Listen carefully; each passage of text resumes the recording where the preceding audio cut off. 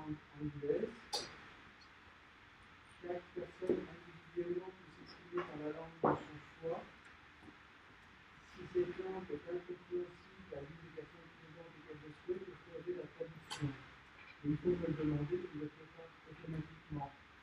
The proceeding will be as in two language, French and English. Each and every of people will be allowed to use the language of his or her choice, French or English.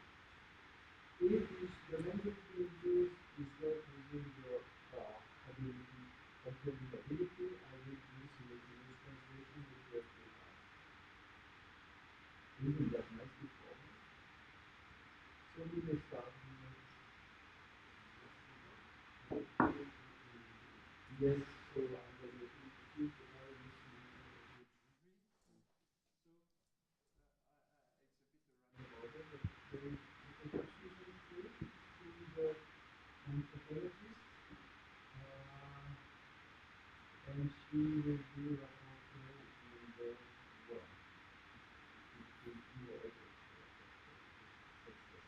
Anna Constantine is a human geographer. She's a fellow, she's a listening set. She will research study, and she will be a rapporteur in the team. Charlotte Bertina is here as a maîtresse de conférence in language planning, and she will be there as a representative of Université Paris-Saclay during the proceedings. Inge Barola is professor of language studies at Université Gustave Eiffel. And he will be external examiner and jury president. I will myself accompany him in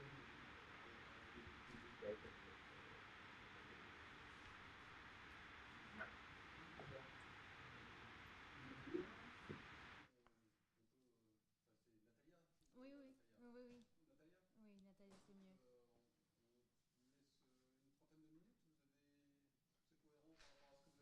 Oui, tout à fait.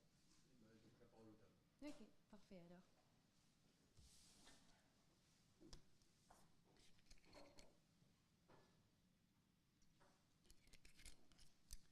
So, good afternoon, everyone. My name is Natalia Doloisio. Thank you for taking the time to attend my oral defense today. I hope you will enjoy it. I would like to thank to all of the members of the examination committee, Dr. Susan Crate, Dr. Anna Karlsdottir, and Dr. Bruno Barocca, and also to my supervisor, Dr. Jean-Paul van der Linden. So today I will be presenting the results of my PhD dissertation, which is entitled Analysis of the Social and Cultural Impacts of Permafrost Thaw in the Coastal Russian Arctic, case study of Tixi and Bikovsky.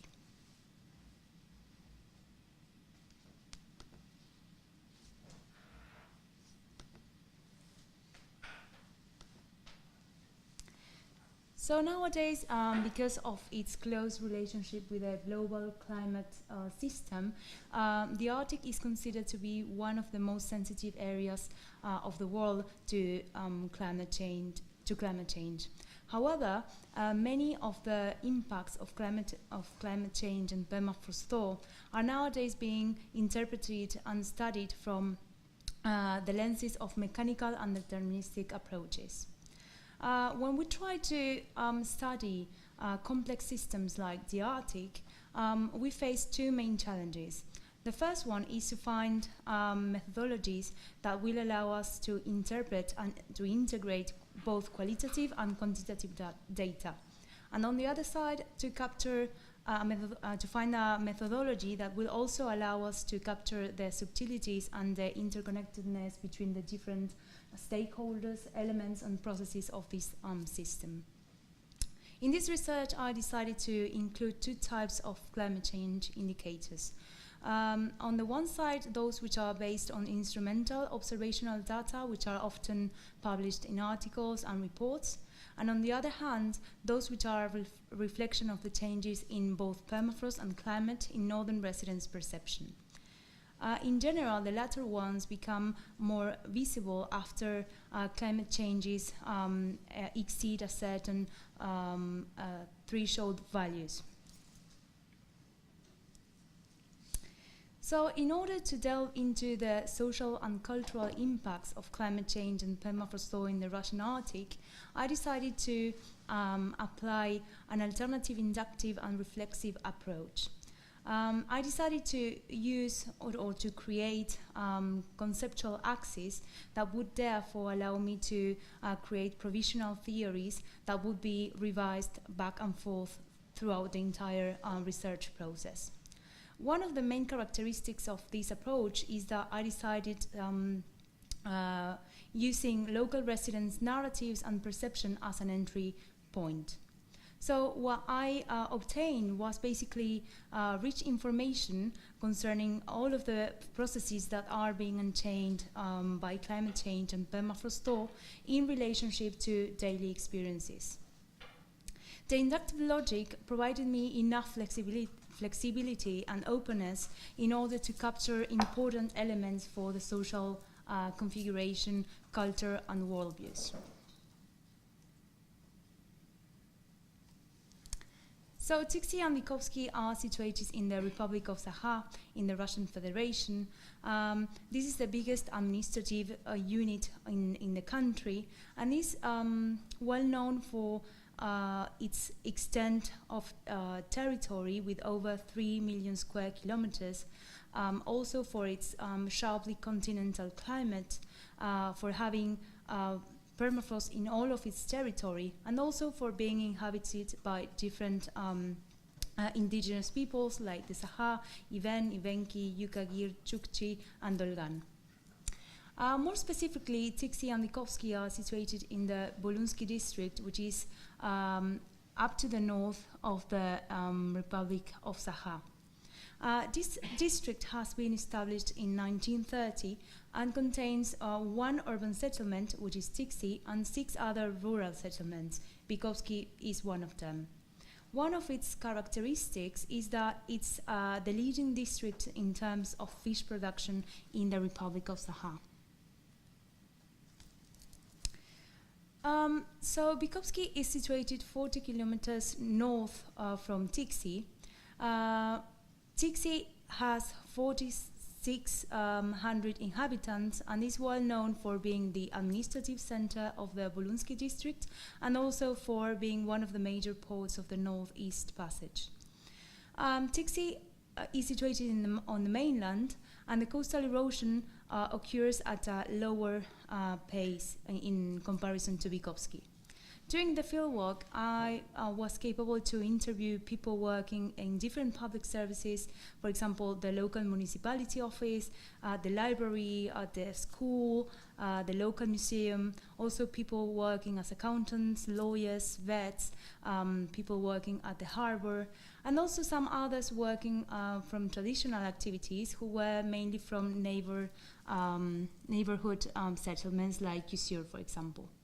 Vikovsky has 500 inhabitants and is situated in the peninsula and works as a natural protection for Tixi's harbor.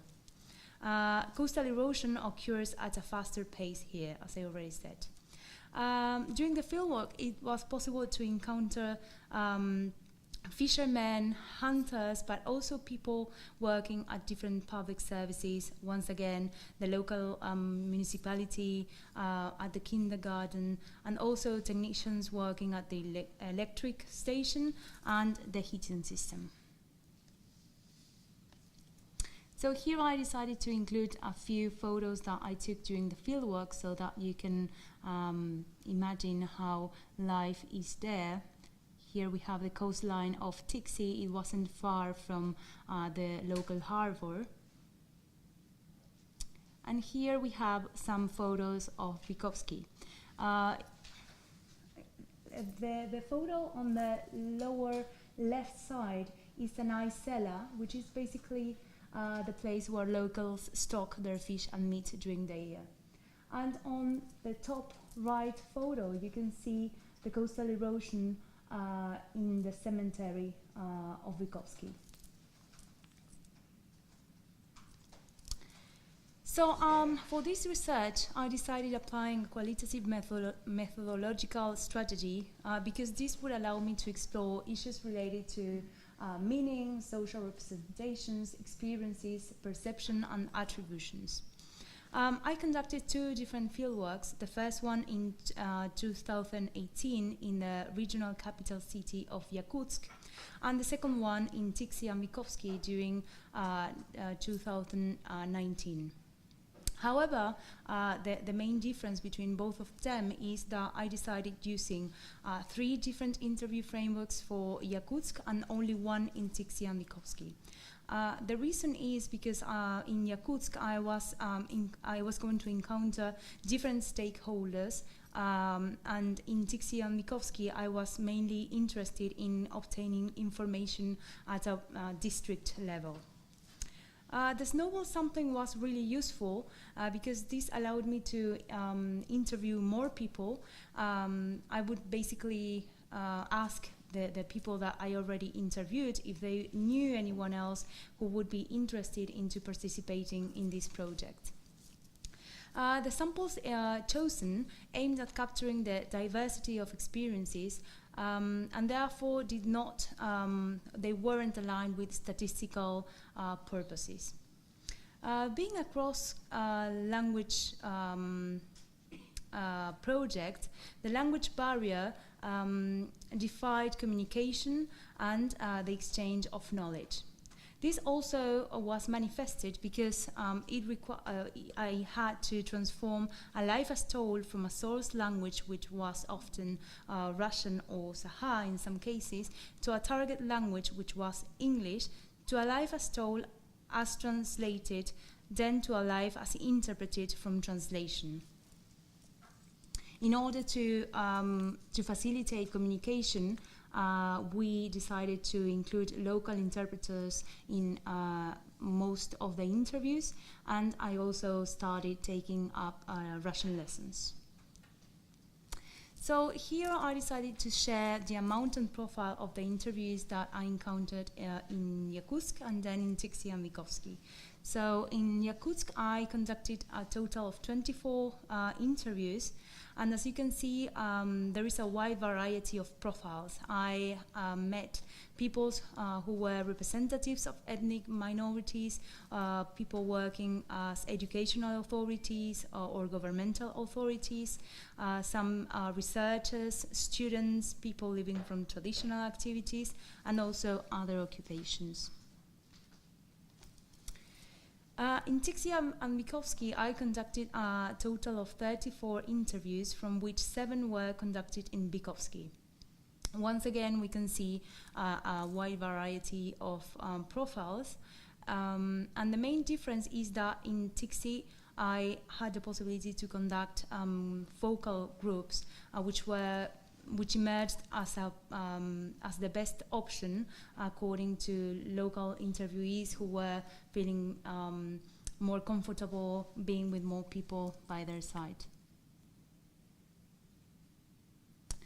So as a result of the first fieldwork conducted in Yakutsk in June 2018,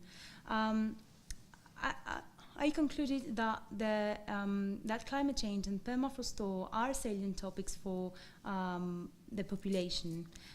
This fieldwork allowed me to map out the processes of permafrost thaw and climate change, as well as their impacts, and to identify the main stakeholders who are being impacted by this at a regional scale. It was also possible to observe that the material and cultural impacts are 2 sides of the same coin. In this sense, geophysical processes that are being enchained by climate change and permafrost thaw transform landscape, alter ecological patterns, and damage infrastructure, but what is important is that they also exert supplementary pressure on northern cultures. This means that physical or material degradation will end up threatening symbolic representations, material practices, and the emotional ties of northern residents. Here are some photos of the first fieldwork with some authorities, researchers, and spending time with local family. As a result of the second fieldwork conducted in Tiksi and Witkowski in 2019, it was possible to obtain rich information concerning the local manifestations of climate change and permafrost thaw. This was obviously enriched by the narratives that were previously collected during the first fieldwork in Yakutsk. So I gathered technical specificities to Tiksi and Witkowski, and I also enlarged my network of contacts both at the local and regional scale.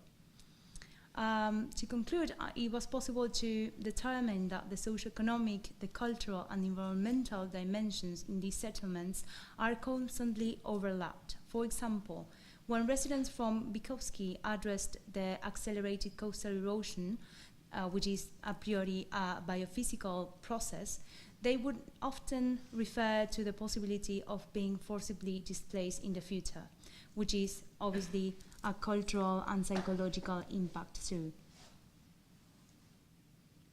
Here are some photos of the second fieldwork, once again with some local authorities. And then on the top, you can see some photos of that were taken during the summer school conducted in the Nephew University. I attended the summer school, which was focused on Arctic issues in general.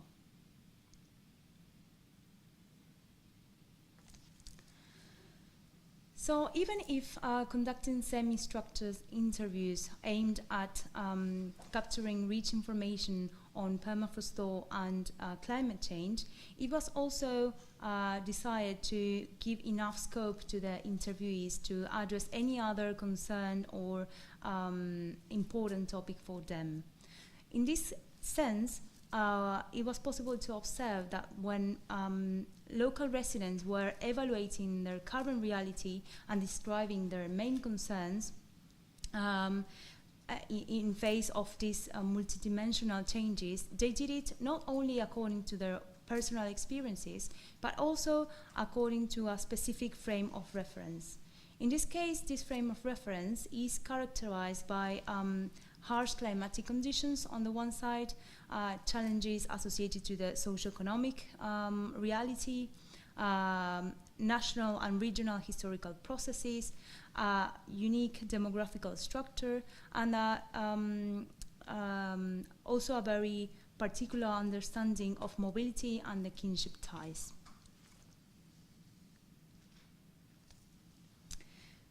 Similarly, it was possible to observe that when local residents were trying to evaluate and address climate change and permafrost thaw, they did it in relationship to their ties with their territories and how they interact with these territories.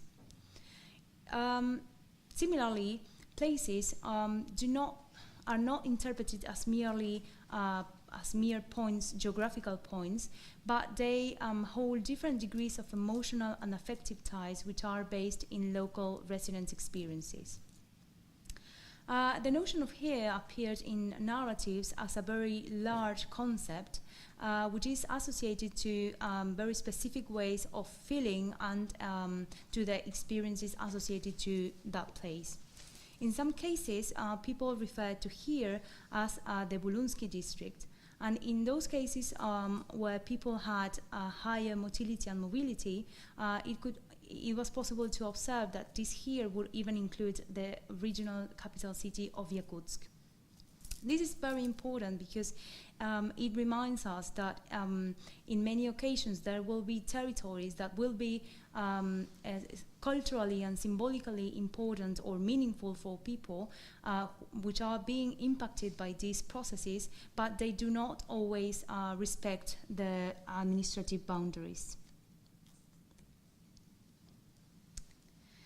So within this climate of changes, residents often refer to a wide variety of cultural challenges that they are currently facing.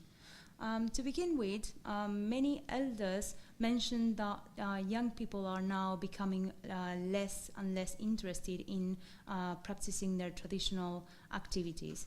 According to them, there are two main reasons. On the one side, because young people live in connection with social media in a globalized world, and therefore they are changing the lifestyle that they aspire to have. And on the other side, because of climate change and permafrost thaw, practicing these traditional activities is becoming more and more difficult and require more efforts. They also addressed the possibility of a future social fragmentation. For example, in the case of the increasing people engaged in mammoth tusk gathering, which is a quite sensitive topic in the region, the elders say that the young people should not touch what is stocked in permafrost in the underground, because they associate it in some occasions with bad luck for their families. On the other side, there is the young people who said that nowadays living exclusively from traditional activities is no longer possible. Therefore, they see this activity as a way to make ends meet. In this sense, it is important to highlight that the context of these young people and the eldest ones, have changed. People also mentioned that climate change and permafrost thaw are currently accentuating difficulties.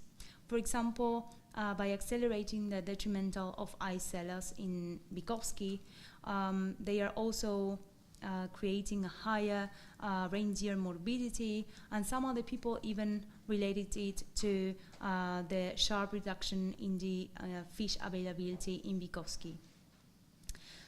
Some northern residents also mentioned that they are currently facing new risks. For example, now because of climate change, polar bears are coming to places closer to their hunting grounds, which was not typical before. Some other people mentioned being concerned about the possibility of having new diseases in the future because of permafrost thaw, and the possibility of having bodies and coffins appearing on the surface, like in Bykowski. And also the loss of meaningful places, once again, like the cemetery in Bykowski, where relatives of people living there are buried.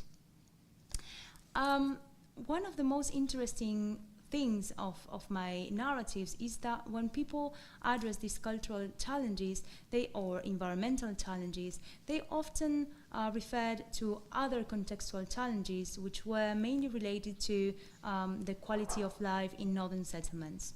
And these are basically the high prices of goods and services, the unemployment, and as a consequence, the out-migration of young people to other areas of the region, and also the lack of maintenance of infrastructure and buildings.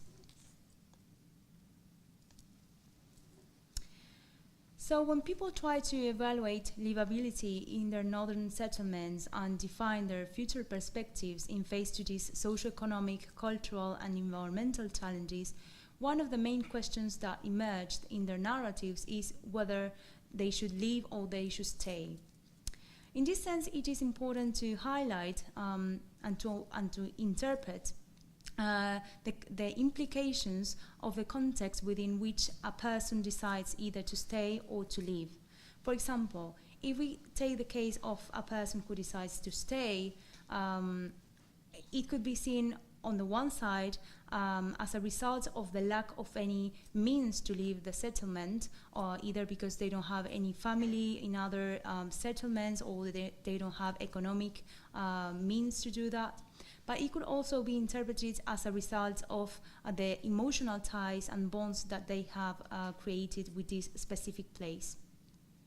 On the other hand, leaving a settlement, in this case Bykowski, could also be interpreted as a way, as a as a decision that reinforces the freedom of movement, but also as a way to escape from any negative circumstances, either socioeconomic or environmental situations. In this part of the analysis, it was really interesting to delve into those aspects that would counterbalance the challenging living conditions of people from Tiksi and Mikulski, and in some cases would even influence their reluctance to leave. One of the most outstanding elements that emerged from narratives was Soviet nostalgia. This is really important to take into consideration because not only was it seen as a specific a point of the story, national and regional story, which obviously influenced their past experiences, but it was also used as a model of what they want to see in the future. Many people, especially in Tiksi, mentioned that they want to see the settlement be rebuilt like in the Soviet times.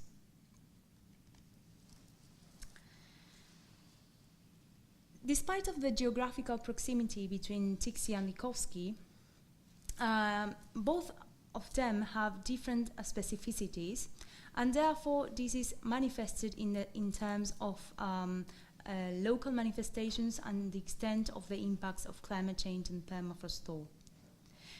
Within this context of unprecedented transformations in northern settlements like Tiksi and Mikulski, I decided that the notion of destructuration of the northern world was a holistic concept that would allow me to englobe these multidimensional and complex changes that these populations are currently facing. I also consider that the interconnectedness between the processes, elements, and stakeholders in this complex system should not be overlooked in any adaptive strategy or socioeconomic development policies. I conclude that climate change and permafrost thaw are multidimensional processes because they affect every single sphere of northern residents' lives. They are relational because the impact of these processes on a person will depend on their relative position within this community. They are historical because they are constantly evolving and changing, and also because a person can perceive these changes through the physical manifestations of climate change and permafrost thaw throughout their life. I consider that they are also heterogeneous because they will impact every community in a different way, and because also they are influenced or nourished by different processes and elements. And finally, they are widespread processes because of the wide extent of the territories that are currently being impacted.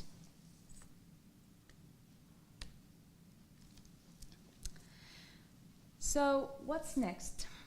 The destructuration of the northern world conditions the present and the future of northern communities like Tiksi and Mikulski, and requires investing more efforts to obtain a more in-depth understanding from a local perspective, because if lessons are to be learned for Arctic communities, they are to be learned from Arctic communities.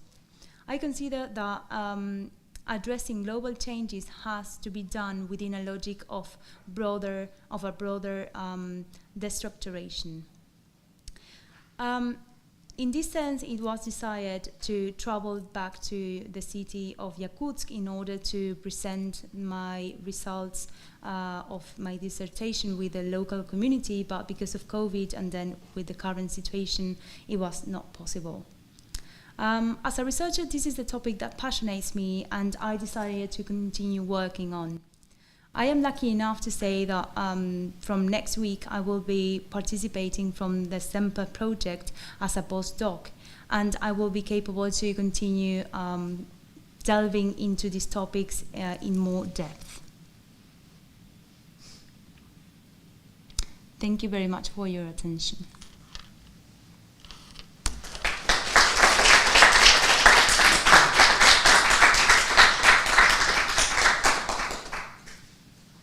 Merci Natalia. vous le savez, ou comme vous en doutez, avant la soutenance, on se parle au sein du jury pour voir comment on s'organise un petit peu. Mhm. Une soutenance de doctorat, c'est un moment très important, un peu formel, Mhm.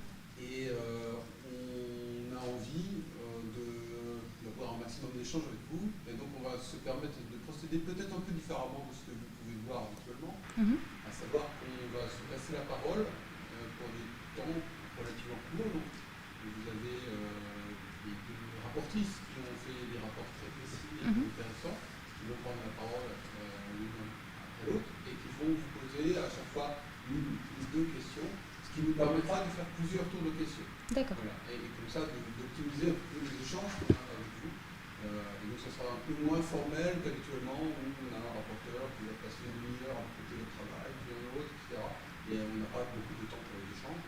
Donc, on va procéder de la sorte, de manière du coup un peu plus conviviale de notre point de vue. Et puis, pour que vous soyez tout de suite informés, on a prévu de s'arrêter vers 17h.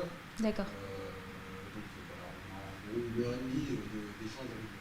Ok, parfait. Je vais tout de suite passer la parole à Suzy, pour la présentation. I will translate, yes. So, thank you, Natalia.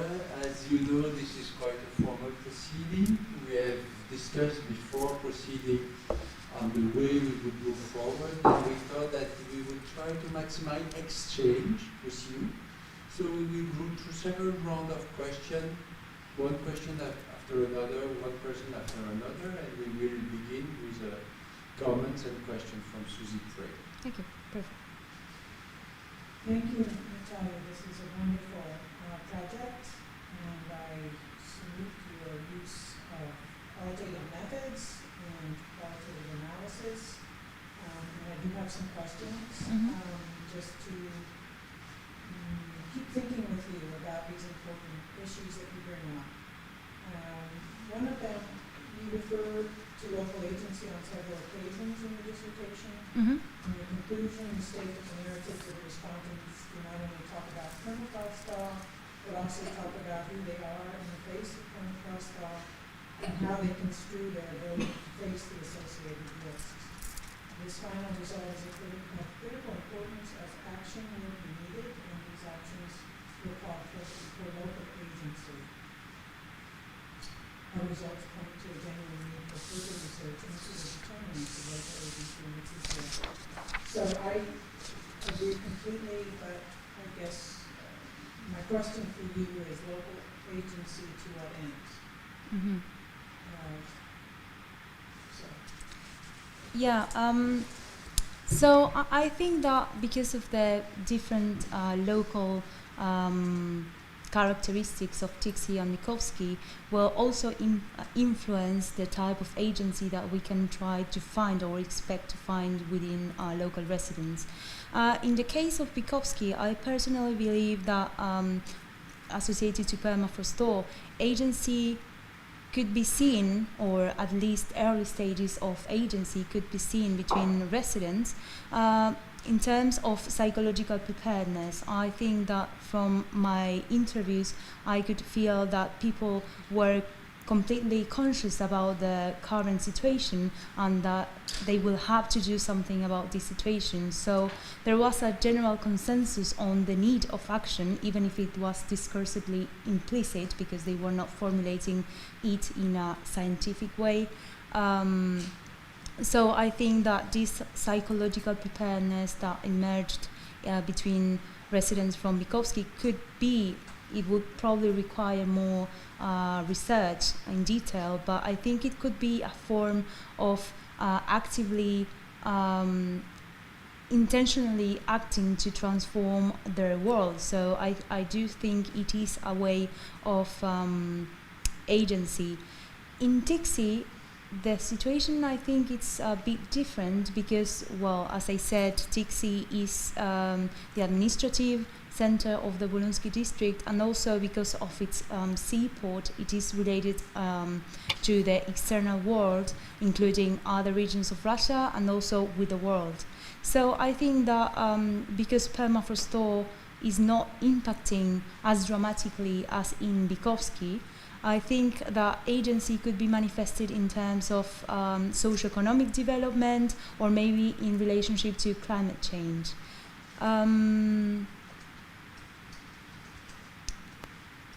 Agency.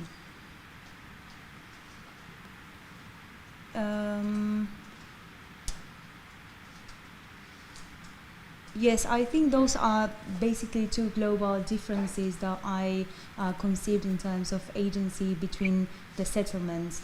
I don't know if you have any other question related to this. Well, I guess as a little bit of a follow-up to that, because you talk about psychological preparedness as being key to agency, so that means people understanding what is coming in a way, so what has happened, which they obviously have extensive local knowledge about as they have adapted to this extreme climate and place, and they watch as things change that they've never seen or known to have happened in history.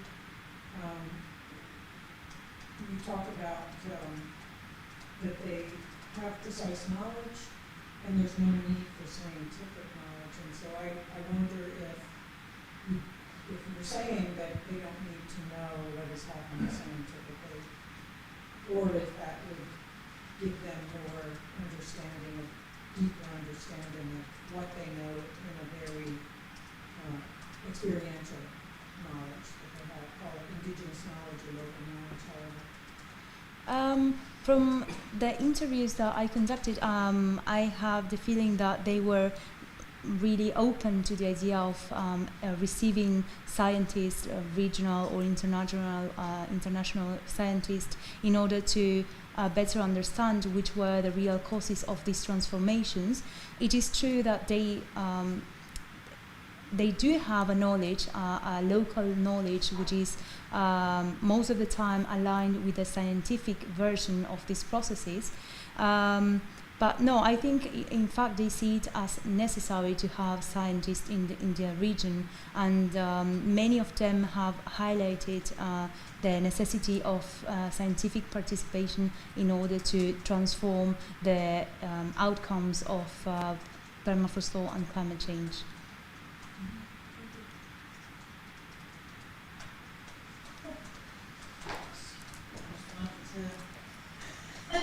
Sorry, I was sick and not ready for No, it's okay. taking over this.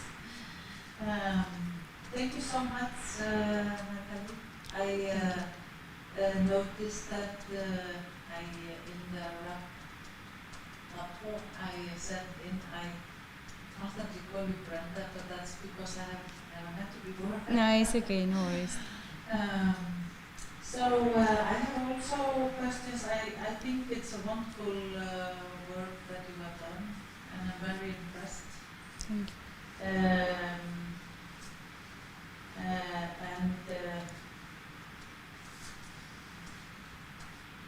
I think lifting this natural science-driven explanatory framework for the changes in Dixie, and then bridging to more social science issue is it's a pretty complicated concept. And there will always be questions of how you best can do that. And I think that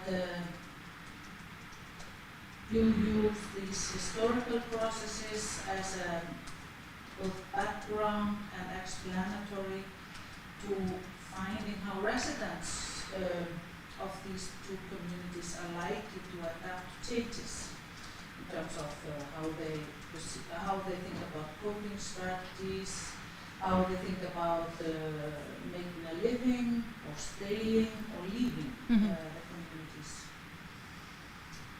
And then you have these external influences by structural conditions, and they are in many cases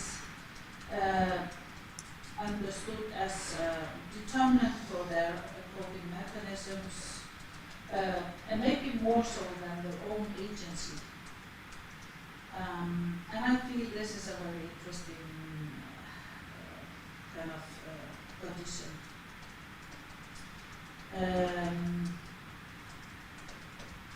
And when it comes to decision making on future possibilities for their families, there also seems to be some kind of intergenerational stratification that has implications for staying or leaving or coming back.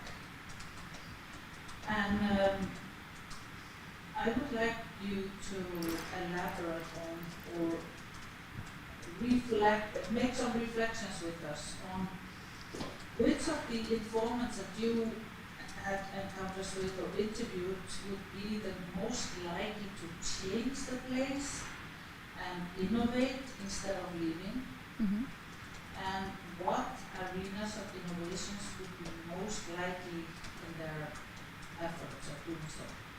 Okay. Well, first of all, I think it is important to highlight that the arenas of innovation will be strongly conditioned by the profile of the persons. From my interviews, I would say that there were two different groups that were the most reluctant to leave their settlements or homelands. In the first place, indigenous peoples, who would mainly be related to traditional activities, hunting, fishing, and breeding animals. In this case, it was actually not even mentioned as an option for them, and whenever they would address this hypothetical possibility, they just referred to the impossibility of doing it because of the shock that would represent for their traditional lifestyle. In fact, I remember interviewing a reindeer herder from Kisur who said, even if my settlement disappears, I could never come and live in Tiksi because I could never be inside an office working from 9 to 5. I live according to the natural cycles. My year is conditioned by the months in which each activity is practiced.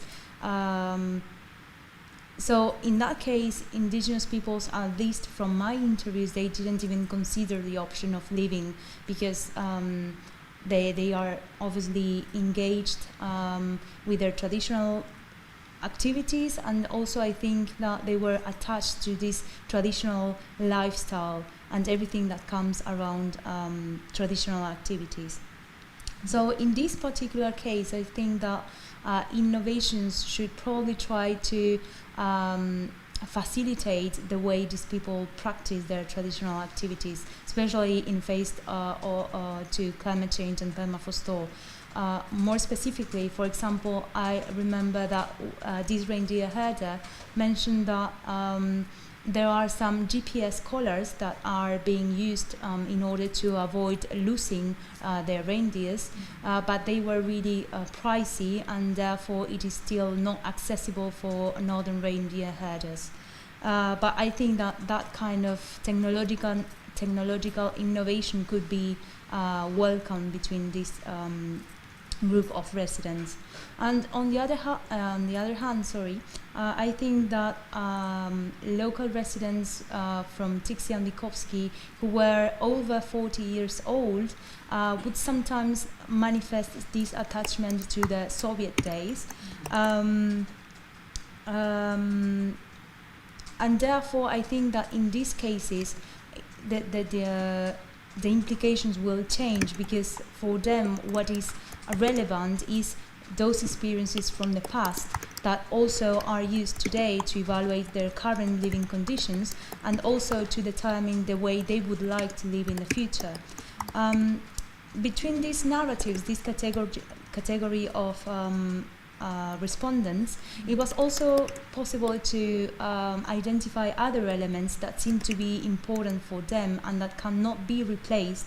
For example, attachment to the particular landscape, people saying, I love tundra, I could never go to anywhere else because I just can't, this is the place I like to be in.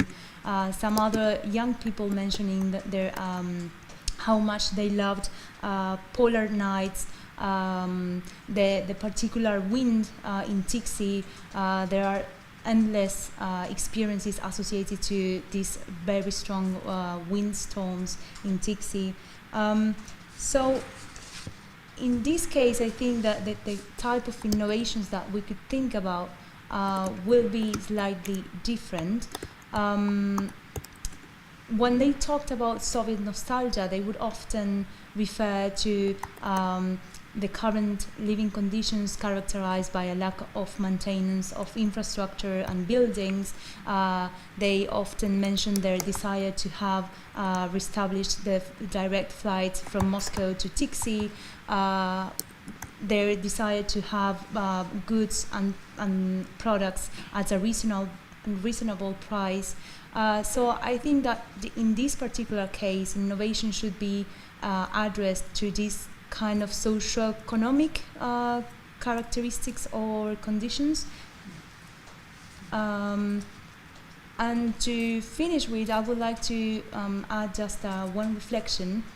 I think in general it is thought that young people can be adaptive and therefore could leave their settlements without problems. But from my personal experience, I think that their narratives should not be overlooked, because in fact many of them, especially those who were interviewed in Yakutsk but who were original from Tixi, mentioned the importance of not having a social network in Yakutsk when they arrived, and one of the main challenges for them was not having any a friend or a relative, and they said that in Tixi, because of the size of the settlement, everyone knows each other, and that sense of familiarity is really important for them. So when we think about, yes, young people can eventually leave without any big concerns, I am not sure that it is so straightforward.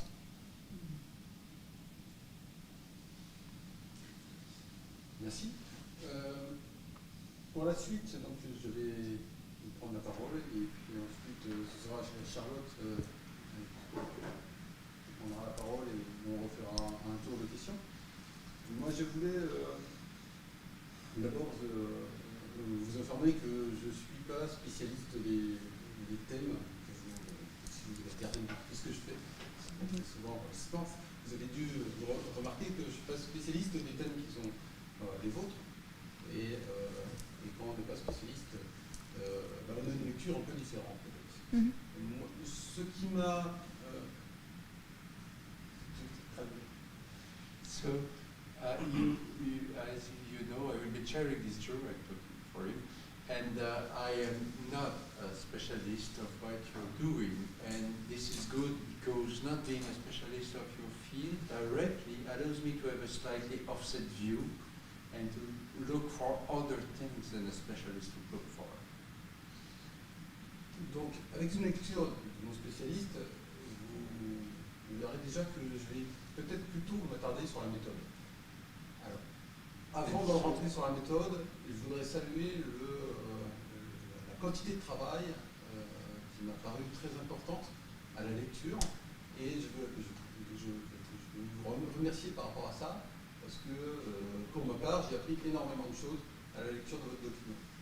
And I must say that I will mostly dwell on methods, but before dwelling on methods, I want to congratulate you for the amount of work and to thank you for the learning that were associated with this reading.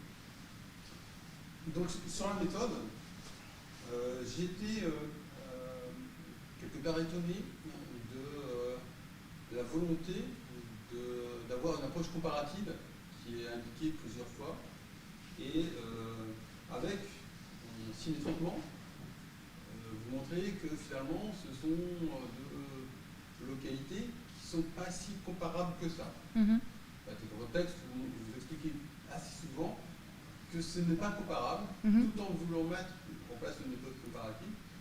Et je me demande du coup l'intérêt que vous avez eu à recourir à cette méthode comparative, tout en sachant que quand on lit votre document, on a plutôt l'impression de voir deux monographies, deux fois une étude sur un site, sans forcément qu'il y ait des éléments méthodologiques de type comparatif. comparaison entre les deux sites. Donc on voit bien finalement que vous mettez en place une méthode, théorie entrée, etc., qui sera la même que vous allez dupliquer sur les deux sites. Ça, on le comprend très, très bien. Mais est-ce qu'il suffirait d'avoir une même façon de regarder un site pour en faire une méthode comparative? A priori, je ne crois pas. Et donc ça me pose la question de pourquoi deux sites? Pourquoi pas un? Pourquoi ces deux sites-là? Et à partir du moment où vous dites qu'ils ne sont pas comparables, finalement, est-ce qu'il n'y aurait pas plus d'intérêt à comparer un site arctique d'un site qui serait totalement non arctique, puisque vous mettez surtout en valeur l'impossibilité de comparer, on va dire, le grand écart entre ces deux sites en termes de similarité. So, the key tension for me lies in the fact that you discourse that you use a comparative method while stressing that the two sites you compare are not comparable.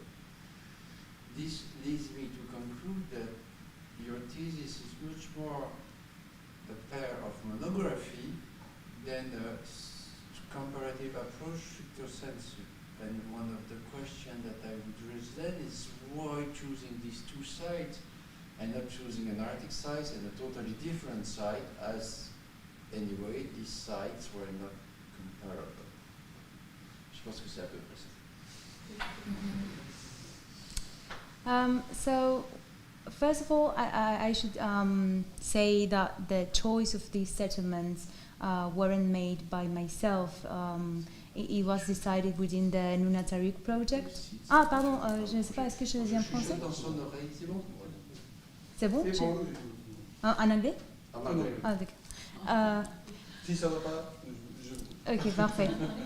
So the choice of these two settlements was done within the Nunatsiaq project, who funded my PhD.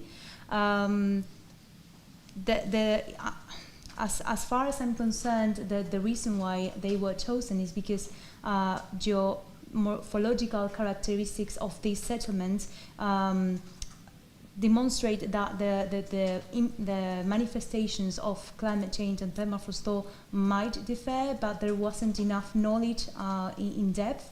So they were decided within the consortium of Nunatsiaq. Then, as for the methodology that I used, I decided, as I said, to use only one interview framework to capture the reality at a Bolunsky district level. But then those differences that I cite as examples emerged from the qualitative analysis. So I only arrived to this information after doing the qualitative analysis of the natural sciences literature, and then the qualitative analysis I've done on the narratives. I don't know if that's the kind of question. It's not. I did not decide methodologically speaking to compare them as such, but it was somehow implicitly proposed by the project. And the reason is I probably think that they could be interesting study cases, which once again they are close, but they maintain certain differences that in terms of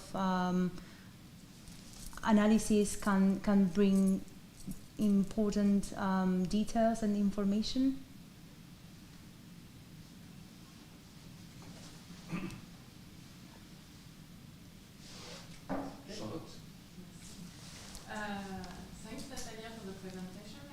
The PhD dissertation as well, that I as other member of the jury, I think it's a very comprehensive PhD dissertation, interdisciplinary, that it's very nice, a part of climatology and even biological science, and a huge part of social science. And it's even more impressive that it's not, that English is not your mother tongue. So it's really a huge job. Thank you for that. I have a first couple of questions. One question, but it's the third question. on your subject of research, in fact, and about science more generally, because your subject on permafrost comes from an international project, Mhm. was Monatayuk, and the research was led by a French laboratory, so it was the CEA. And I wonder what is the position of the Russian teams on this subject. And I wonder that because you postponed on the PhD, on the dissertation, that during the fieldwork in Yakutsk, a law student insists on the fact that permafrost is an unimportant topic for the inhabitants from the city, and openly manifest no understanding why this research was focused on this topic. And moreover, when I analyze the first set of interviews that was led in Dixie in 2013, people in the interview said as well that Russian researchers never come in Dixie, and they used to see researchers, but mostly from France or other European country, whatever, but never from Russia. And so I wonder what is the position of Russia on this subject, and in the same type of idea, in chapter 7 on risk perception, you said that your results indicate the complementary nature of scientific knowledge and layperson narratives, and that individual in the Sakha Republic perceive permafrost so regularly in context, and that it's and you said that their perception, so perception of people, may inform scientific and policymaker alike. And so when you speak about science, I mean, and exchange of science between scientific and local person, about what science are you talking about? Is it social science, climatology science? It is science for Russia, I mean Russian scientific, or foreign scientific? So the good question of science. Okay. So it is true that I encountered a few people who mentioned not being particularly interested by permafrost thaw, or mentioned that was not a salient topic, especially in Yakutsk. That was the only case where I found someone who said such type of affirmation. I think that the reason why these people said that, this is my personal interpretation, is because when you are in Yakutsk, in the city, you can obviously see some physical manifestations like I don't know the English for this. Jean-Paul, peut-être tu peux m'aider. Tu te rappelles qu'on voyait de petites boules au niveau de rue? Oui. Je ne sais pas comment ça s'appelle en anglais.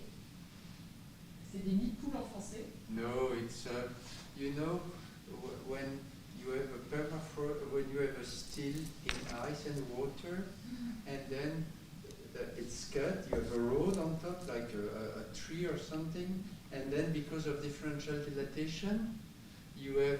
Oh, heaving. Heaving, okay. Yes, so in Yakutsk it is possible to observe heaving, or maybe the pillars of buildings which are clearly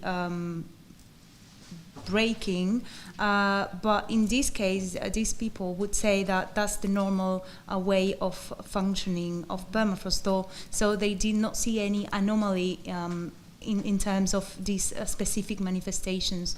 But at the same time, these same people would later on refer to impacts associated to permafrost thaw, but which would impact other actors at a regional scale. For example, people living from reindeers, herding, or breeders.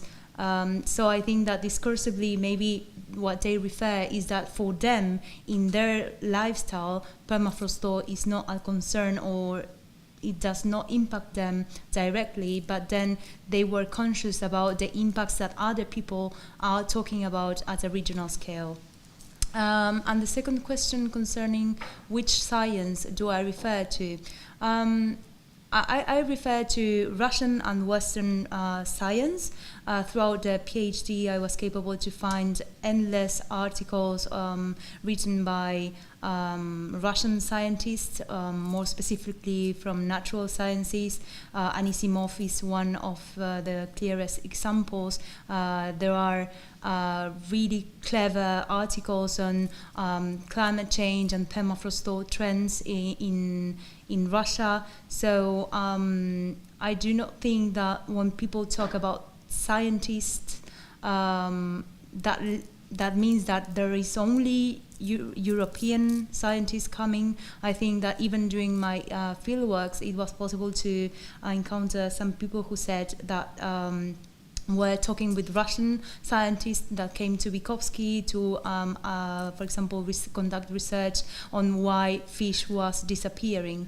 So I think it is becoming more and more, I'm looking for the right word.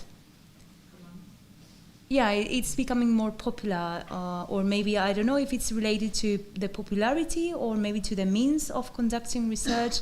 In informal talks, I would hear that maybe the Russian Academy of Sciences not always have enough money to conduct this research, especially in the Arctic, which is really expensive, like flights and staying there is really expensive. So I do not know which is the real reason why maybe people perceive that Russian scientists are not as present as Europeans. Merci. Merci. On va refaire un tour de questions. Donc, Suzanne. Okay. Yes, I have several questions, but I'll just ask one for now. So, you conducted interviews. You don't know Russian. You don't know Sahara. Mm-hmm. Okay. I'm just playing, how do you say devil's advocate in French? L'avocat du diable. What? Devil's advocate. Avocat du diable. Okay, that's what I'm doing. I'm playing the devil's advocate. So you don't know Russian, you don't know Sahara, and then you didn't go to Vykovsky. Other people went there and you received what they Yes. found in their interviews. So if I asked you, how do you really know? How do you really know what you say you know without your language? I'm just playing devil's advocate. No, I get it. Because I think you might get this question. I get it. No, I get it. It is true that it was quite challenging to conduct research, acknowledging that I needed someone else to be translating and interpreting what people were saying. I think that could be seen as a limiting factor when we conduct qualitative research. I'm conscious about this kind of limitation. I would have liked to conduct this research knowing and being fluent enough in Russian. Unfortunately, I managed to achieve some basic knowledge of Russian during when I went to Tixi and Vykovsky, so it was enough to communicate and sometimes ask a few questions. Then maybe in the written part, thanks to the work that my colleague did in interpreting, not only translating, but also interpreting and adding information, contextual information that was really valid, important for me, I was capable to achieve a deeper level of understanding. But once again, I understand that not being my language or not being fluent in this language could make me overlook important words or could limit the interpretations that I've done. I've done my best. Every single interview, I went through them and I tried to learn Russian while reading my interviews too. So even if it was my language, I think there is never that certainty of knowing that what we are saying, it is that way, because it is a qualitative methodology, and I'm just trying to reformulate what they told me in scientific terms. But even if it was in Spanish, I think I would never have a complete certainty that it is what they were saying or meaning. That is why I decided to, or I was planning to come back to Yakutsk knowing more Russian, and to exchange with local residents to have their feedback on what I interpreted.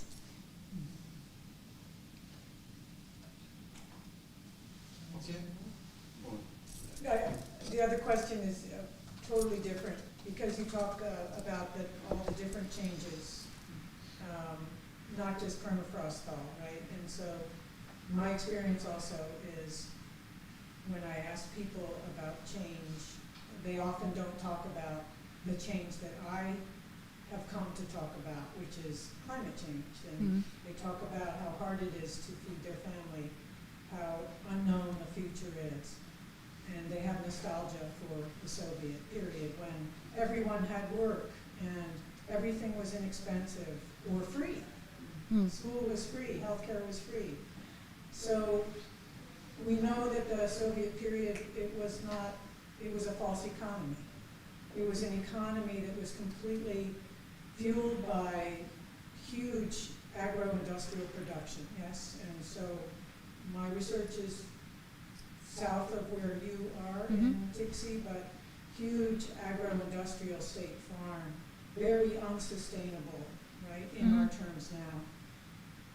So if you think about socioeconomic development for these places now, and the way that I've thought about it is this huge state farm where I did my research, which now is not a state farm, but all these people are still living there who came there to work on the state farm, and now what, right? What ideas do you have? What could they do in Bukovsky that would be sustainable, right? And in Tixi, there is a problem with the economy across Russia, we know this, right? So I guess I'd just like you, with your experience in these places, talk a little bit about the ideas and how could young people be attracted to staying there? Tu veux traduire?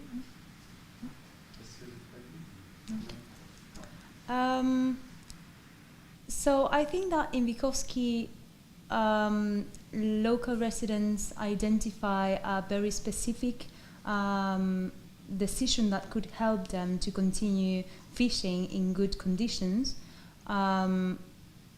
which is basically allowing them from local authorities allowed to, sorry, I will reformulate. They need basically having the government authorization to fish in federal waters. What they said is basically that one of the explanations of why they are experiencing a sharp reduction in fish is that now fish, because of permafrost thaw, the fresh water from the Lena River is coming deeper inside in the sea, and the fish will follow this fresh water. So now they are moving deeper into federal waters. So most of the residents there mentioned that if the federal government allowed them to go beyond the 10 kilometers from the coastline, then they would be capable to access this fish. But nowadays, because of legal norms, they are not allowed, and therefore they say that that's the main reason why they are hampered to practice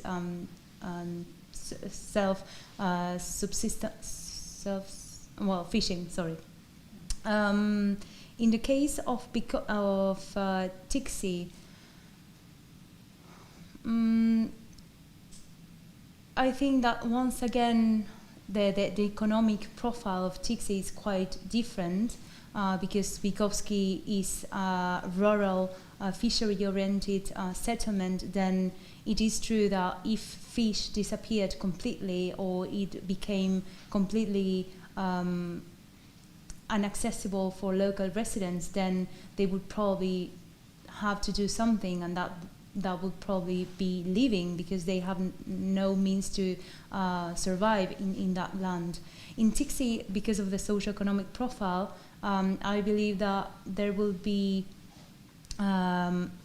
measures that can be taken in terms of sustainability, but related to other activities, and also that people working in administrative jobs, for example, will not be as impacted as fishermen or hunters or reindeer herders. So far I have identified one really interesting strategy, a federal strategy, which is basically proposing that local residents from the Republic of Sakha participate in the 2035 Arctic strategy. Basically, they suggested that people could send their proposals through the internet. There is a specific form that they can fill with their proposition, and these propositions would be taken into consideration to implement this strategy in the Arctic. I got into the website of the project, and it was really interesting, first of all because I think it's quite innovative for the Russian Arctic to see this type of proposals or ideas, and second because they included different topics. It included proposals related to economy, to culture, to tourism. So I think that this way, of course, once again, putting everything in context, it's Russia, the Russian Arctic. I think that it is a concrete way in which locals have been capable to participate and to express what it is important for them. And there are, I think, 8 proposals for the Volunsky district. One is related to developing the seaport. Another one is related to allowing fishermen to have access to all of the waters, so they are not hindered by these biophysical changes. And there was another one. Well, I can't remember right now, but I think, of course, it's quite limited. It could be improved. There are plenty of things to do, but I think that it is an interesting example of how sustainability could be conceived and applied once again within the Russian context or framework. Merci. Yeah. Thank you. One of the things that you also write about is this rural-urban connection in terms of food provisions. Mm-hmm. And I think there are some contradictions in terms of some of the perspectives that are described. I mean, and obviously in Bukovsky, fishing is also facing some effects of disrupted ecosystems and change in natural habitats of some of the species fished. And then you have the reindeer herding and some of these occupations that are struggling. The more urban population is actually dependent on this food provision. And so I'm just wondering about this food security aspect in a way, because even if some of your informants are really doubtful about if this is some deep-seated climate change effects, they really know what it implies in terms of, for instance, difficulties in getting some food from these natural resource-based occupations. Mm-hmm. And now with even more maybe deep-seated crisis in this area from other causes, I'm just thinking, how can you describe how important this rural-urban dependency is in terms of food security for the urban population in, for instance, Yakutsk or Tiksi? Okay. Yes. So from my interviews, I could infer that the dependence on fish and meat obtained in northern settlements like Tiksi and Nikovsky is really strong. In fact, northern residents would mention that most of the relatives they have in Yakutsk or other urban settlements strongly rely on them sending these products at some point of the year, because otherwise in cities like Yakutsk, the price of fish and meat is extremely high in any standard shop. And the same happens in northern settlements too. They mentioned that the price of meat and fish are quite high, even in these northern settlements. So this share and support network that I defined in my PhD becomes a really important element in many levels, especially in terms of food security, because northern people will, specifically indigenous people, fishermen, hunters and reindeer herders will be in charge of obtaining the traditional food, which is often referred to as black food, which is fish and meat basically. And many people said, as long as you have black food, you can live and you can be happy. So another important element is that they openly manifested their reluctance to consume other type of food, for example, vegetables. There were several examples where people would say that even if it was easy for them to buy vegetables, they are not used to it, and that they love meat and that they consume meat and fish every single meal. So we can see the important role of this traditional food at a regional scale. And to finish with, I remember interviewing someone who mentioned that traditional food was also key in order to celebrate, for example, a marriage or birthdays in Yakutsk, that if you went to an event without traditional food, it would be like, where is the real food? So I think that maintaining this share and support network in every single level is key for the regional reality.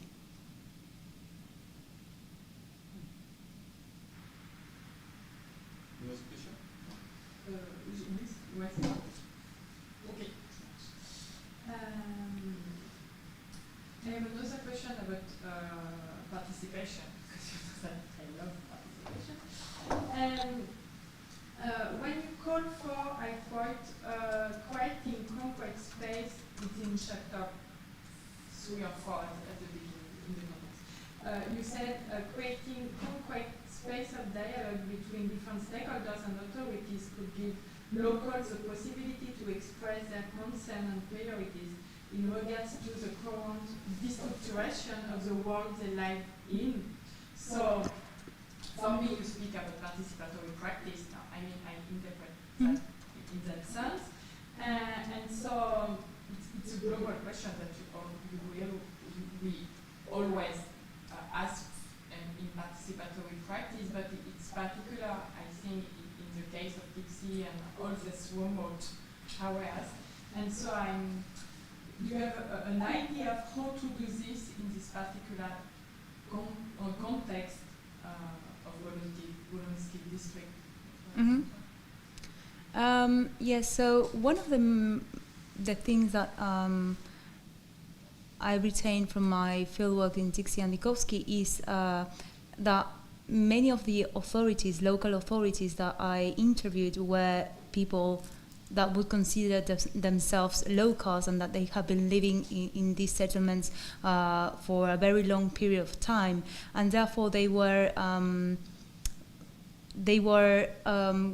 conscious and aware of all the different type of challenges that people living there are currently facing. So I think I thought back then that it was really interesting to have authorities who would be locals, because that gives an extra layer of knowledge, and also being known by the people from the settlement. I think that also opened an informal kind of dialogue between authorities and their relatives, friends, and other residents.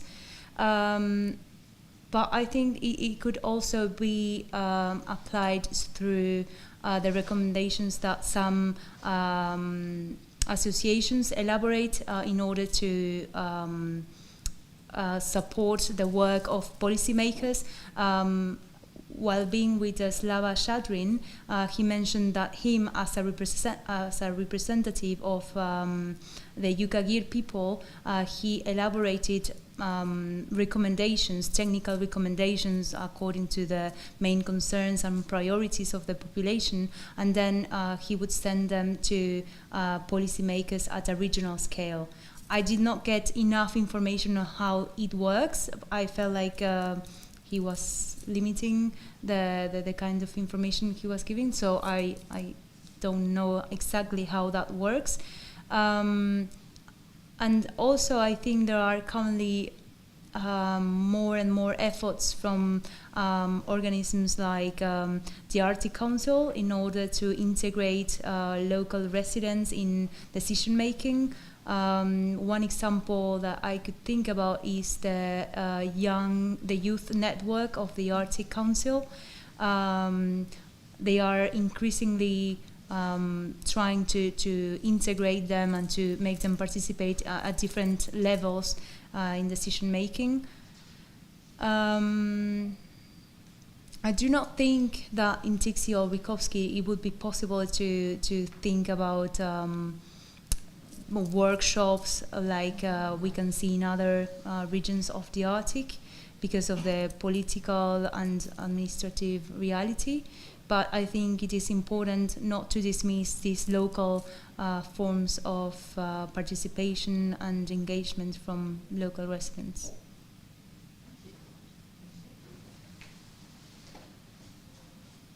Moi, j'aurais peut-être deux questions parce qu'elles sont proches. En fait, et peut-être qu'il y a des choses que j'ai pas bien compris, mais le document parle beaucoup d'adaptation. C'est même souvent des titres. Juste si on regarde le mot adaptation, il est présent 80 fois. Juste adaptation, pas adaptive ou. Et mitigation, ou atténuation en français plutôt, n'est présent que 7 ou 8 fois. Donc on a vraiment une dissymétrie très forte, alors que on est quand même sur des zones qui sont finalement fortement impactées par cette absence de mitigation. Parce que c'est de ça dont le but et donc, je me posais la question de finalement pourquoi cette si grande différence qui apparaît. Alors, il y a mitigation qui apparaît plusieurs fois dans le discours, mais j'ai pas réussi à comprendre si c'était un choix dans le cadre du doctorat de s'axer plus sur adaptation que sur mitigation. Si je ne me trompe pas, au début, vous indiquez que dans le cadre du projet de recherche, il y a les deux volets qui sont analysés, et ou si c'était finalement une résultante du fait que la mitigation n'existe absolument pas dans la culture, l'imaginaire, je ne sais quoi local, qui fait que vous n'avez pas pu trouver de matériaux, ou très peu de matériaux là-dessus, ce qui fait que, du coup, quand vous écrivez votre manuscrit, adaptation apparaît beaucoup plus fortement que mitigation. Et puis après, la deuxième question, je ferai après la traduction de Laurent. So in the text you mentioned quite often the concept of adaptation. Just a single word, adaptation, appears more than 80 times, while the concept of mitigation is almost absent, appears maybe 70 times. Yet the Nunatario project is about adaptation and mitigation. So this asymmetry, is it the product of a choice, or is it a product of the fact that when you went in the field, mitigation is a totally unsafe concept in your field settings? And the second question will come.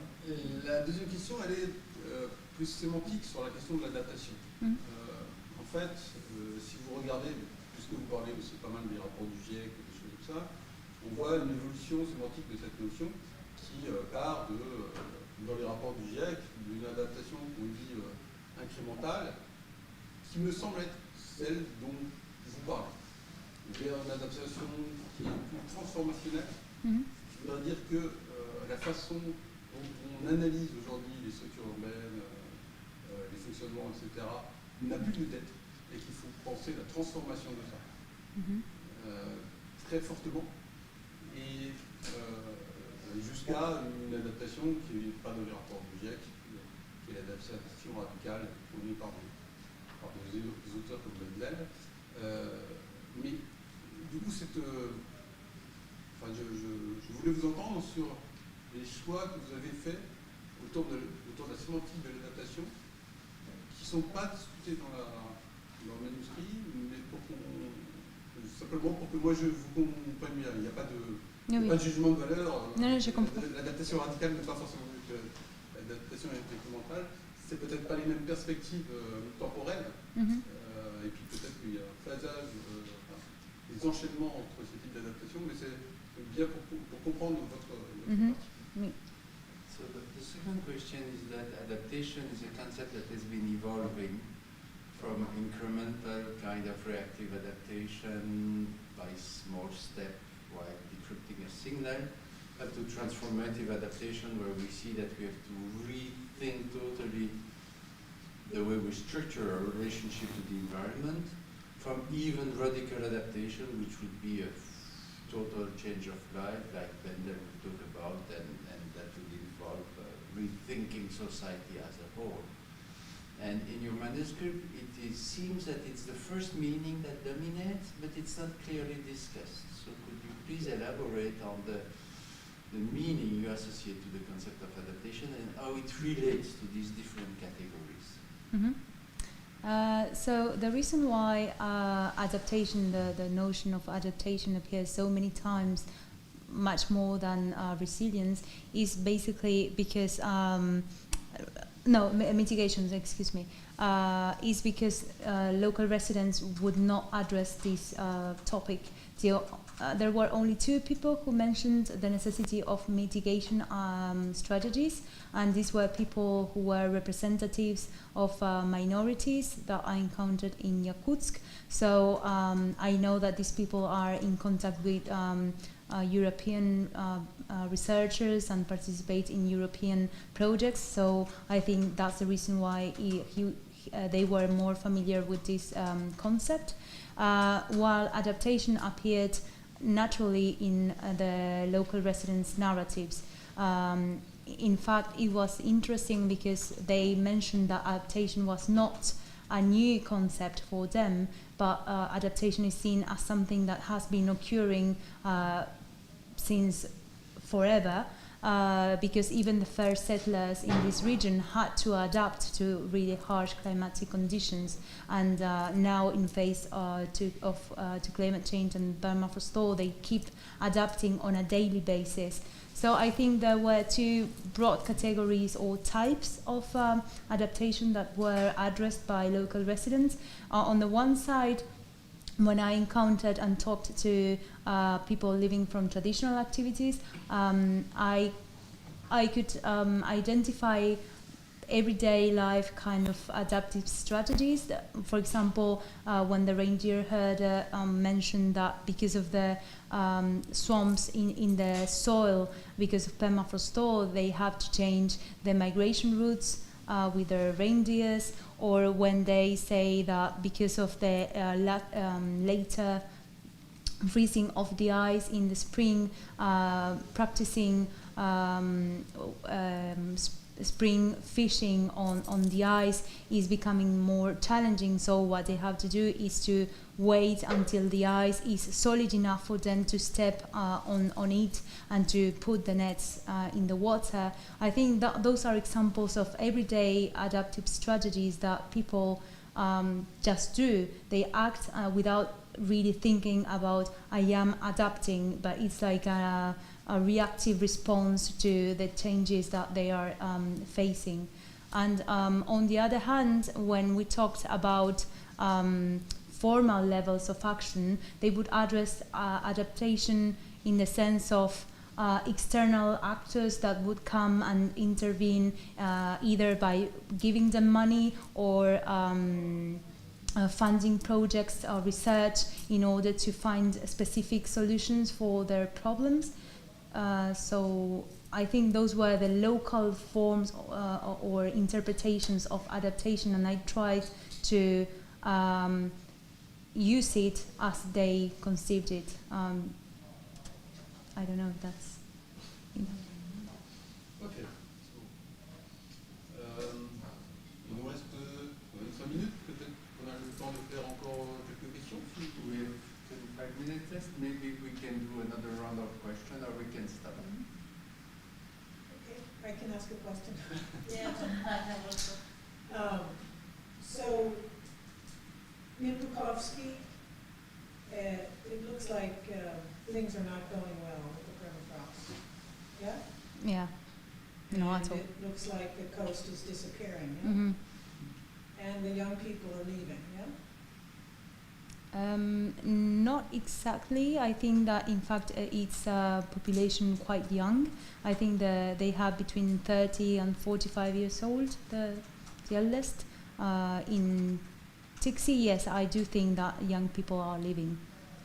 So in Tixi, they're going to Yakutsk, Yes, but in Bukowski, they're staying because they see a future in fishing. yes, they If still they're live. allowed Yes, to go in the federal waters, exactly. which is yet to be known. Yes. So, I guess what I'm getting at is, tell me why people should be able to stay in Bukowski. I mean, you talk about fishing and the importance of that to their traditional activity, Mm-hmm. but what if they can't fish anymore? Why should they stay? From your experience, what did you understand? I think that people in this kind of settlement develop traditional activities which are closely related to a very specific and unique way of inserting themselves within the world they live in, and this defines the particular ways in which they interact with the natural environment and with other people too. So I think that, at least from my narratives, I think that people discursively mentioned their will to stay in this settlement because they acknowledge that many of these non-material relationships that they have established with the territories, with the natural environment, and with the people living there, they will not be able to reconstruct them anywhere else. It is a particular way of functioning and inserting themselves within that particular world. And in fact, I remember one of my interviewees was trying to develop the possibilities of where would they be relocated in case that the peninsula completely disappeared. And he said, well, if they resettled us in the mainland, but we didn't have access to the coast, that would be a big problem, because fishing is everything we know to do. That's everything we know. So another person also mentioned that in the case of Vikovsky, this economic profile was quite important in defining their identity. Fishing, he said, fishing is not only an economic matter, but it is the way to achieve our well-being. It's associated to our identity and to our well-being. So I think that even if they had the possibility to fish while being relocated, it's not a guarantee that they could rebuild those meaningful connections that they had in the peninsula. So they have a spiritual Absolutely. connection with that specific place. Absolutely. And I think that the way they referred to the cemeteries, they seem to be concerned about seeing the coffins appearing and knowing that many relatives of them or ancestors are buried there, and that they don't know what to do, because 3 respondents mentioned that in order to touch these coffins, it couldn't be done anyhow. It had to be an elder person from the community, because it is considered that if any disease is still exposed because of permafrost thaw, then that person would be old enough to die and not to be so bad in a way, and therefore young people should not touch these coffins. So we see that the symbolic relationships that they established even with a cemetery goes beyond the material dimension, and therefore I'm not sure that relocation can be a synonym of maintaining this well-being and continuing developing their activities that are aligned with their identity. So you would say that they'll stay there no matter what? I think they are conscious about the physical impossibility to stay if the coastal erosion continues like it's currently happening. I think they are fully conscious about the necessity to be relocated, because in some cases they say that either the peninsula will become an island, a very small island, because it's being eroded from every single side, and other people said it would literally disappear in a few years. So there wouldn't be any territory where they could stay. The implications are now symbolical and spiritual and related to their identity, and how would they rebuild all of these connections that they had before in a new territory. So what do you do with that? I mean, what do you do with that feeling of hopelessness that you experience going to this place, understanding the depth of this people's connection to that place, and seeing that it's going to disappear? What do you do with that as a researcher?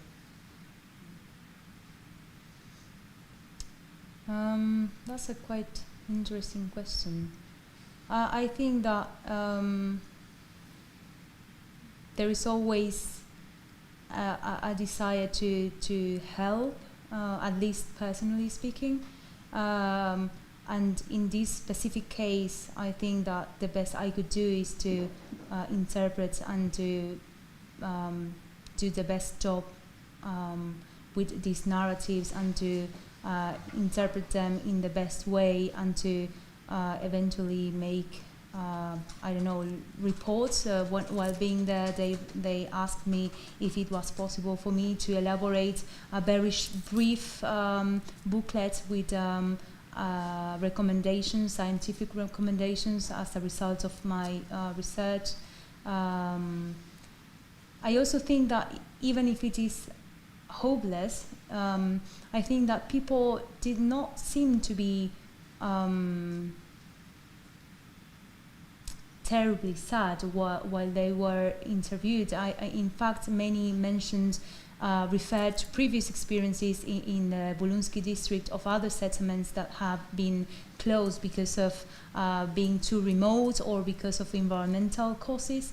So I think that having that previous experiences somehow made them naturalize their situation, their current situation.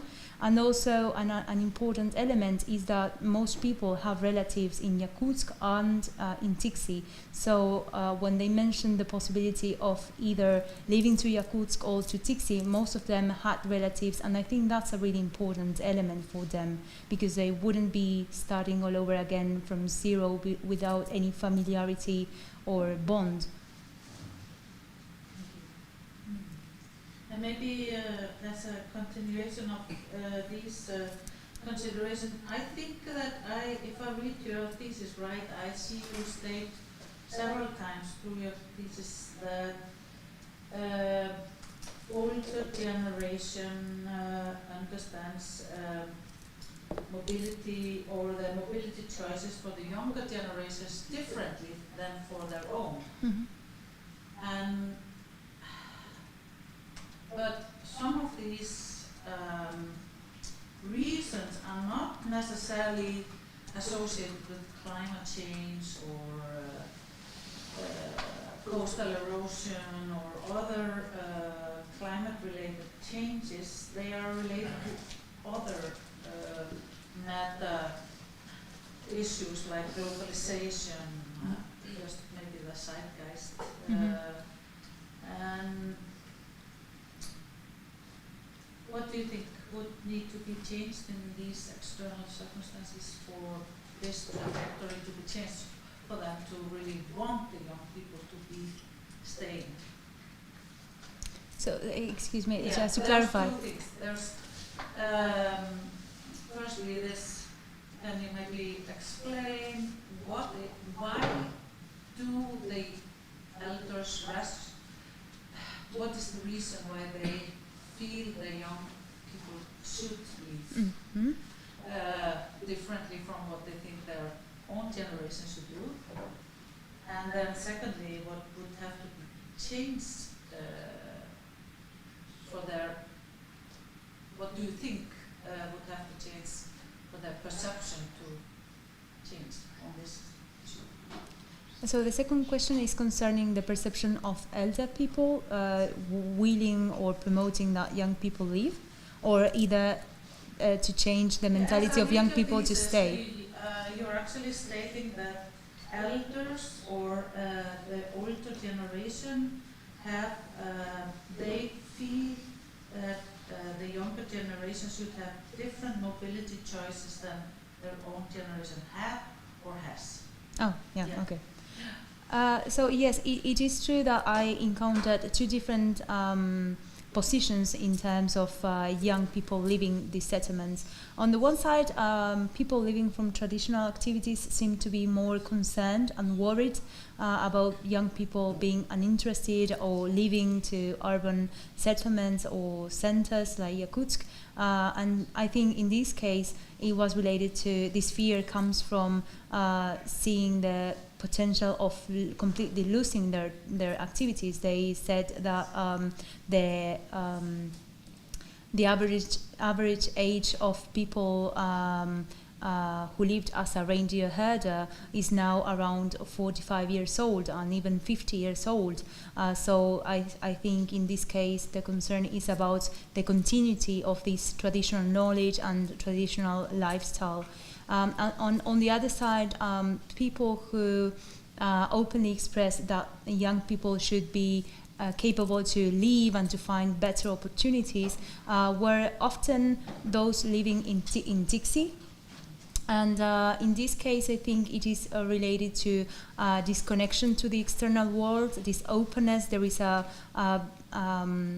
more fluid connection and ties with cities like Yakutsk, for example. And I think that young people from Tixi in particular grow up knowing that at a certain point, if they want to pursue their upper studies, they will have to leave anyway. So I think that growing up with this notion of, well, if you want to be a professional and go to university, you will have to leave because there is no educational opportunities there. So I think that the framework of these different lifestyles condition the opportunities and the expectations for their young generation. And the second question, what should be changed? Once again, I think that because the situations and the implications for both profiles are quite different, I think probably we should think about different changes. In the case of traditional activities, people mentioned that maybe if there was a better internet connection in the north, or they have access to technology, maybe young people would be more interested in staying. I remember one herder who said, imagine if during our long periods of being in the nature without any communication with our families, if we had the possibility to be in touch with our wives or children, I think more people would be interested and wouldn't feel so lonely and would be interested in living.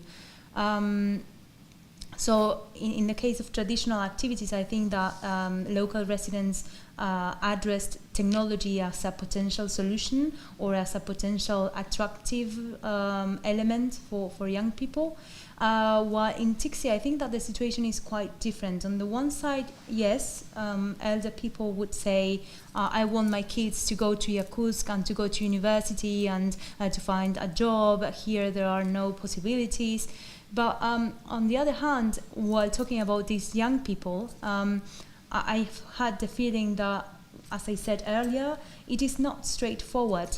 It's not because they do not have any education opportunity or they cannot have the best job position or the best salaries, or because living in such challenging conditions is not a condition. It's not enough for them to discourage them to stay in this settlement. In fact, many of the people that I encountered in Yakutsk were studying, but all of them said that they would like to come back to TICSI and they would like to participate in rebuilding the settlement.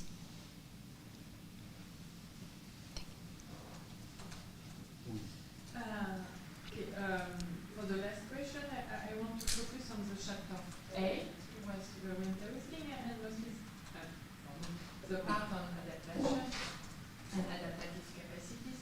And I want to come back on the concept of place attachment that you work from the beginning. We discussed several times about place attachment and adaptation in TICSI. And you suggest that it's a concept that which can enrich the scientific understanding of communities, and you said that it's this can help local people, to conceive adaptative strategies, and to have to be more resilient.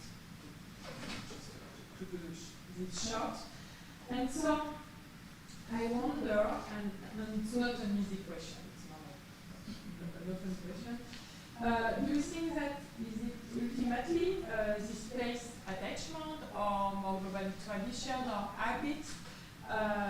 Is it that can lead them to adapt more than technology or whatever? Is it really place attachment? We can push them to and help them to adapt. And at the same time, I was not sure if this adaptation that you speak about is often reactive or sometimes forward-looking, because I feel that it's mostly reactive, and so it's really like a type of passive adaptation and never a prospective forward-looking adaptation. And finally, after all, I wonder if, in terms of the role, the place of the public authorities, is it among this question of staying or living, what could be the more expensive on the way? It will be easier to help them to adapt because they will have a place attachment, or is it easier and less expensive for local authorities just to push them to live and to say, okay, we stop everything because it's too complex, and we will help you to reinstall, to go on another place and help you to find a new way of living on another place. Okay. Could you please repeat the first one? Because There's three questions. Is that place attachment will help to adapt? Is it only passive adaptation or sometimes forward-looking adaptation? And what is the more expensive on the comprehensive? Okay. I think in my particular case, I believe that a place attachment will give a reason for local residents to want to stay and to adapt, because if they decide to stay, they will have to adapt. Yes, that's the first question. The second one was... oh, yeah. Do you refer passive in the sense that they do not active participate in the adaptation? No, I mean that they adapt to change that occur right now, but they don't think about... Oh, in the future. Yeah, in the future. Well, I think once again that in Bukowski, adaptation is seen as a current concern, but also like a concern for the near future. Some of them said that the disparition of the peninsula could happen in 20 or 25 years. So they were thinking about a more long-term adaptation in that case. In TICSI, I think, well, people working in administrative works do not seem to have any necessity to adapt to climate change or permafrost thaw. I think it's more a topic of relevance for people living from traditional activities, and in that case I think it's more a daily adaptation, because they go out to the nature, they see a change and they have to act in that moment. Yes, it is true that some forms of future adaptation can be envisioned in this case too, like the technology, or maybe finding the best migration routes for reindeers on a long term. But in general, I think it's a mix of both types of adaptation. And the third question was? But if you reduce everything on the type of cost-benefit analysis. I do not know what would be financially more convenient for authorities, but I do know that there are certain options which are automatically dismissed, like in Bukowski, the possibility of applying engineering measures to prevent the coast to keep eroding is definitely not an option because of how expensive it is. So the head of the Bolunski district mentioned that even if they got the technician team talking about and reflecting about this option, they decided that it wouldn't be applied because it's just too expensive. So I think that implicitly what they are saying is, well, we will have to find a way to help people to be relocated. And I think that the local authority of Bukowski mentioned that the local municipality was trying to find the funds from the regional government in order to start creating a plan of relocation for the future. In Tixia, I really don't think that it is a real possibility that it will be closed, especially considering the amount of documents and strategies that have recently been developed by the federal, regional and local governments in order to reactivate and promote the socio-economic development of the Arctic zone in the Republic of Sakha. And Tixi is at the core of these measures. But there is no mention of adaptation or adaptive capacity in this document. No, but they do not include adaptation, but they do talk about sustainable development, sustainable socio-economic development, respect for maintaining traditional lifestyles and traditional activities, trying to they also mentioned the intention of integrating, making indigenous minorities participate in decision making, especially when they are industrial developments in their lands. So yeah, the words are not the same, but I think they are slowly trying to extend the scope of their analysis. So the beginning. Yes. Alors normalement, il nous reste 2 minutes pour conclure. Je propose qu'on prenne à peine plus. Ce ne sera pas la première fois jusqu'à en retard, même dans le journée.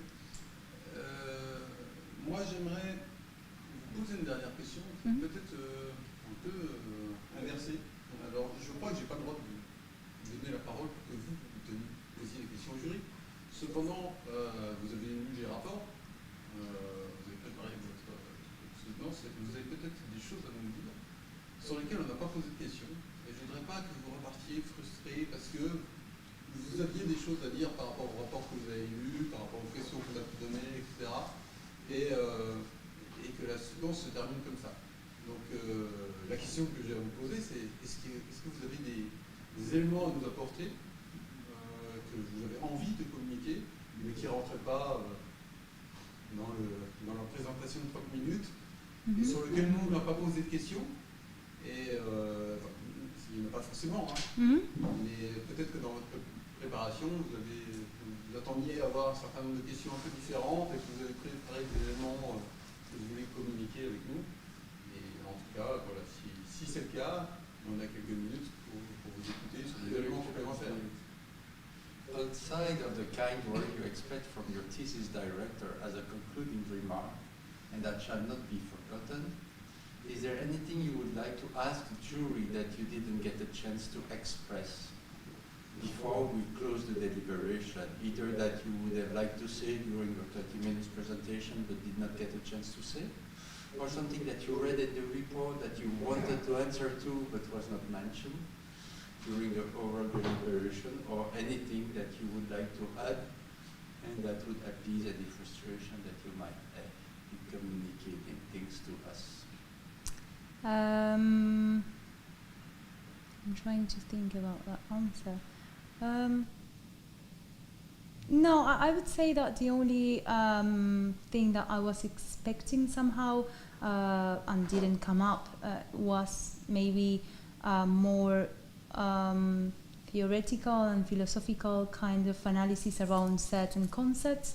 I know it's been addressed with adaptation, but maybe I thought ideas like resilience, mitigation, maybe other kind of concepts would be, I don't know, you would be interested in that kind of analysis. That didn't happen, and I get it. I'm really happy with the reports. I think that all of the questions have enriched my analysis, and in some cases I could find myself in a situation where I would feel that I knew the answer, but I never really took the time to think about that specific way of seeing the question or that specific element. So that was interesting as an exercise. So thank you. Merci. Donc avant de terminer cette soutenance, on va passer la parole à Jean-Paul qui ne peut pas poser de questions. Oh, I cannot ask questions, so I should do some sort of closing statement because it's tradition and I like to do that, but we have little time left. So I'm trying to remember many things. The first thing is the first time I saw you, you arrived late in the classroom, and second year master degree, first day of class. So because I know everyone by name before they arrive in class, I said, this is Natalia. And you just, laid low.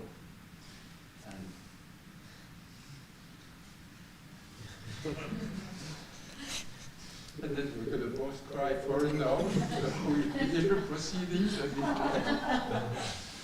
So since then we've been doing stuff together. You had your internship at École des Ingénieurs d'Avis de Paris, which was a catastrophically boring thing.